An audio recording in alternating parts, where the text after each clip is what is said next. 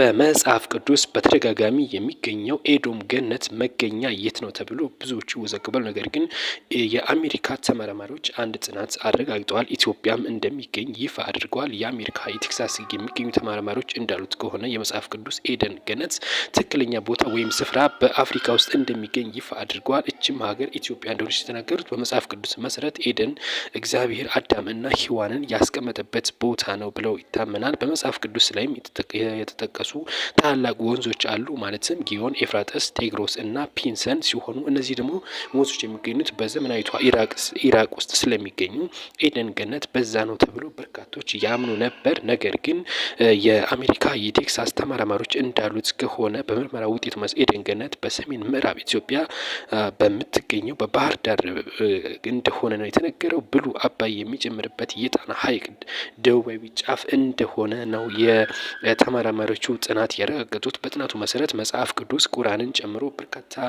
መጽሐፍ ቅዱስን እንደ አገላበጡና እንዳነበቡ ነው የተነገረው። ጣና ሐይቅ ከባህር ላይ 600 ሜትር ጫማ ከፍ ስለሚል ይህም ለምለም እጽዋት የተትረፈረፈ የዱር አራዊትም ያሉበት እንደዚሁም ነው የብሉ ናይል መገኛ የበርካታ ወንዞች ምንጭ እንደሆነ ታምኗል።